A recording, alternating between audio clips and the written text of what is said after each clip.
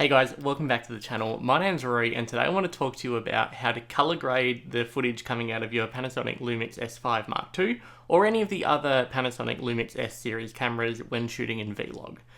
Now, recently I've done a few videos on the Panasonic S5 Mark II, which I picked up in January. It's about, 4 months in now, and I'm still loving it. Still one of the best S series cameras that they've brought out. But one thing I've noticed from a lot of the comments on some of the YouTube channels, YouTube videos that I've been making, is that maybe a lot of people that are picking it up now are either new to the Panasonic series or they're like maybe a little bit more at a beginner level when it comes to actually using this sort of stuff. So I wanted to break it down because V-Log can be a little bit intimidating when you first use it, and I do know that from the time I've spent online, there's a lot of people that have a lot of questions about color space and V-Log and transferring it and like grading it and that sort of thing. So I want to demystify it a bit. I want to show you that it's really simple to actually grade. It's not a big deal. It doesn't like add a ton of stuff to your workflow if that's what you want to, like if that's what you're using. So yeah. So first of all, I guess, what is V-Log? V-Log is it's a flat picture profile. It allows you to keep as much data and as much of the dynamic range within the image as you can. I always shoot in V-Log. Ever since I've had any of my S series cameras, I've always shot in V-Log. It gives me the most amount of flexibility in post, and it allows me to get those really nice Panasonic colors that we're used to seeing. So when it comes to grading, I always follow the 3 C's. That is conversion, correction, and creative. So with conversion, the first thing that we're going to do is we're actually going to take that V-Log footage and we're going to convert it into a Rec 709 image.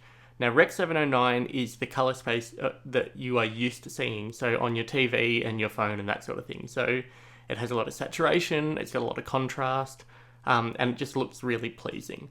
And you could almost use it straight out of camera. The next thing that we're going to do is corrections. And what we're going to be doing there is we're going to be correcting exposure issues, white balance issues, any issues within the image that we see. And finally is the creative step. And in the creative step, that's when we're kind of adding our flair to the image. So if we want it to have a certain look or a certain feel, that's where we're going to be doing that one. I'm going to be doing this with a mixture of Luts and manual adjustments. Now, the Luts that I use are from a company called Gamut. Now, Gamut is run by Kalen of White and Reverie and his business partner Levi. They produce Luts for wedding filmmakers, and recently they've started producing a lot of Luts for commercial space as well. They have a huge variety of Luts, both conversion Luts for V-Logs of all different sorts of cameras, as well as those creative Luts to add that individual flair that I've said before. Now, I'm going to leave a link down below where you can pick up all of the Luts that I talk about in this video. I am an affiliate of Gamut, so full disclosure, I will get a kickback if you buy something for that, and it will help grow the channel and help keep us going.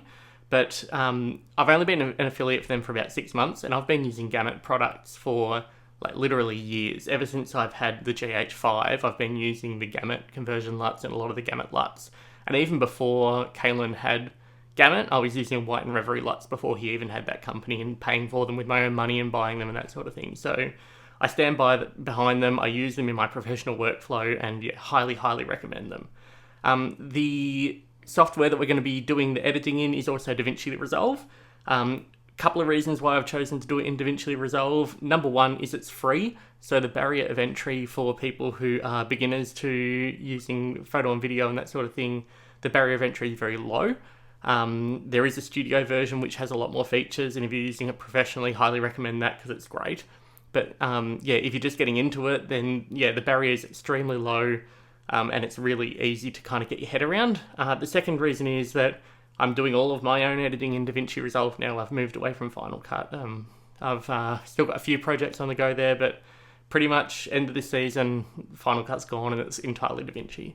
So yeah, let's just jump straight into it. So yeah, here we are in Davinci Resolve. Now, I've got this a few clips here set up of basically some wedding shots that I've taken over the last season, and as you can see, they're all in V-Log. They're all very flat, and we're going to go through them one by one, and I'm going to show you how I would color grade these, and then yeah, we're basically going to work from there. So we'll jump into the first one here. So what we need to do first is we need to go into the color tab down the bottom, And then, as you can see, normally it would come up in this screen. As you can see, we've got our waveforms down here, with 1023 being absolute white, and right down to 0 being absolute black. Then we've got, so we've got all our clips here, we've got the clips here, we've got in Davinci, it's called lift, gamma, and gain, as well as offset. Now offset is like your total image, as well as the white balance and things like that. If you're used to Premiere or Final Cut, lift would be shadows, gamma would be midtones, and gain would be your highlights. So, and then up here we have our nodes. Now I've already set up a node tree. I normally use like a 7-node node tree. Basically what I've got is the first one here I use for noise reduction if it needs it. The second one I use for like some basic corrections. The next one is my contrast one, which I had a little bit of contrast in. The next one is my saturation and color boost if I need to add it. The next one is the secondary one if I need to add anything. And then these two are actually my conversion LUTs. So as I said earlier on, the first step we're going to do is conversion. So we're going to go to this first one, which I've named Gamut LUT, and we're going to right click there, we're going to go to LUT, and we're going to add the Gamut based LUT for V-Log. Now, if you're not sure how to add LUTs into your library, there's plenty of tutorials on YouTube about how to do that. Obviously first you need to go to Gamut and buy this LUT. If you have Canon, then obviously they also have like Canon C-Log, they've got S-Log, they've got D-Log, they've got all sorts of LUTs that you can use. But obviously we're working in V-Log, so we're going to apply this V-Log LUT here. And as you can see already, that image looks really nice. I should add, the reason why I'm adding this after all of these is when you're working in this sort of timeline, everything you do here is destructive. So if you added the LUT first, and then you wanted to go and make your exposure adjustments, then it could negatively affect the image. So I add it last. And then Gamut also make a LUT called Gamut Boost, which adds a little bit more contrast, a little bit more saturation without destroying the skin tones. So I'm going to add that LUT into here as well. And the reason why I have it, where are we? Gamut Boost is here. And as you can see, like if I turn this off and on, you can see it adds a little bit more contrast, but those skin tones still look really nice. So we're going to, I mean, that's a really nice image as it is right there. And that's straight out of camera with the Gamut LUT and the Gamut Boost LUT. Now, I'm not going to bother about the noise because we obviously don't need to denoise this because it's filmed in bright sunny daylight. We're going to start with our base LUTs. Now, as you can see here, like all of our information is sitting around that 640 area. So I really like to have the wedding dress sitting kind of around between 768 and 896. So we're going to take our gain here. Now I'm going to use the panel because that's what I'm used to. I'm going to raise the gain up so it's sitting just below there. And as you can see here as well, I mean, this dress is obviously meant to be white. So as you can see, there's a little bit too much green here. So what we're going to do is we're going to take the offset and we're going to pull it away from the green just slightly.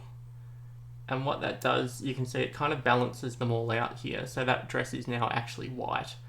Now we look at the shadows and they can go down a little bit.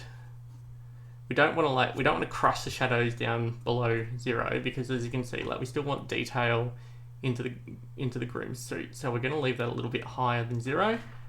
I'd really like to see the mid-tones just drop a little bit to add that little bit of contrast. And I mean, I'm quite happy with that as like a base image to start with. Then we go to the contrast tab and we can add a little bit of contrast. Your contrast is down the bottom here. So you can add a little bit of contrast if you want. Probably don't go too nuts, otherwise you start to destroy your image. But yeah, a little bit of contrast, not too much. I normally move the pivot point just to like make the contrast a little bit more in the shadows. And then, yeah, pretty happy with that. I don't think this image needs any more saturation, but if you did want to, you could add a little bit of color boost. Now what the color boost does is it saturates parts of the image which aren't already saturated while leaving the saturated parts of the image alone. If that makes any sense at all. But yeah, so I'm pretty happy with that as it is. Now, as I said, so we've done the conversion with this gamut LUT and gamut boost. Then we've done the correction, and so the correction was the base, the contrast, and the saturation. And now what we want to do is we want to add a creative LUT. Now, what we would normally do when this was a full timeline is we'd actually go up here from clip and change it to timeline, and then we'd add a few nodes in. Ignore the names on the top of these. We'd add a few nodes in and do that. Because these are individual clips and I've got a lot of them, I'm going to add this to the clip section. So we're going to add a node afterwards. And in this node, we're going to come across up here to this LUT panel. That'll normally be shut. We're going to come to this LUT panel. And then we're going to go and we're going to find the LUTs that we want. Now, there are a lot that are already built into Davinci. And then you can also download your own. So I've got a few of the gamut ones here. I've got the gamut 606. I really quite like this Belmont one. And if you hover over, you can see how that's going to look. Now, obviously that is very saturated. And we can adjust that, which I'll show you in a minute. But one of my favorite LUTs to use is actually this one, Hestia 2 by Russell Kent Nichols. And it's available obviously on the Gamut website. So we're going to add this. We're going to double click that to add it on. And then it's like obviously way too harsh there. So then we go down to this panel here. And we're going to, with the key output, we're going to drop that. And I think normally around about like that 40 to 50% looks good. So if we look without and with, I mean, I really like that. I think the skin tones look beautiful with this LUT. I think I really like what it does with the green, how it kind of turns it more into that like that deeper, richer green. And yeah, I just really like how that LUT looks. I also like to add another serial node. And what I do with this one is I actually I bring the log, like the log shadows, which is basically the very bottom part of this image. I bring this up a little bit just to kind of like give it that little bit of a washed out look, make it look a little bit more filmic. And yeah, I would be absolutely happy to deliver that as an image to a client. So yeah, let's move on to the next one. So yeah, as you can see, really washed out image. Let's get rid of these LUTs for a sec. Really washed out image. So the first thing we're going to do again, we're going to convert this image to Rep 709 by using the Gamut V-log LUT. We're going to add the Gamut Boost LUT, which adds that little bit more saturation. And once again, already really good image. This doesn't need any denoising. We'll go back to the base and we'll raise those. Ooh, we're still in the log. We'll raise those highlights right up. Once again, 896 is where I like to keep that wedding dress. If you go much higher, then it starts to look a bit funky and you start to lose details. So yeah, 896 for that. You can see the shadows are already quite low here. If you wanted to recover a little bit of this detail, you could raise the mid-tone slightly, just kind of get a little bit more of his face in there. But yeah, so that's already a really nice image. I don't know that you need to add any contrast. If you do, just a tiny bit, and obviously change the pivot a little bit. Certainly doesn't need any saturation. And then yeah, once again, we will add where are we? We'll add another node, and we'll go back to our LUTs. I know that Hestia 2 works really well with this one. Drop that down to about 50% because I know that I actually delivered this film in with Hestia 2 on it. But say we wanted to do something a bit different. If we wanted to go for the Belmont look, we could do that instead. Let's reset this node. So we'll go for the Belmont look. We'll drop that a bit because it is a little bit strong. But even like 80%, that looks pretty good. Like, once again, super happy with that image. Happy to deliver that. I don't love these greens. I'm just not a big fan of green. But you could, if you wanted to get rid of those, you could add another serial node. You could go into your HSL and you could select this. From there, you can actually change the hue of that green to be more of a, there you go, like more of a yellow. So as you can see, like if you, like from that really bright, ugly green to that kind of more of a like autumny kind of orangey yellow green. So I'd much prefer that in this image. But yeah, once again, could deliver that quite easily. Yeah, so I'll show you one more. This is a shot that I really liked.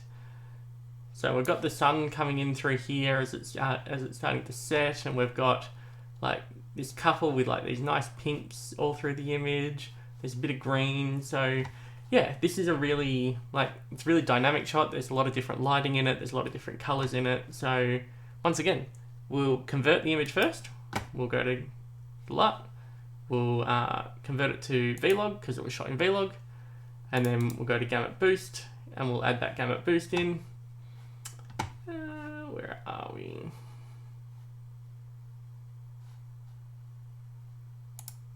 There's the gamut boost. And then, yeah, we'll go back to our base. Now what we'll do here is we'll raise our highlights up. Now you can see here, this part of the image here is the sky up there. That's the brightest part of the image. And we definitely don't want to blow that out. Otherwise, as you can see, it starts to go really white. But, so we'll leave that there. We'll bring those mid-tones up so that we can get the, so we can get all the people to be a lot brighter. And then we'll bring the shadows back down. And sometimes you need to have a bit of a play to get this right. But that already looks pretty nice. I don't think you need to add any contrast to that.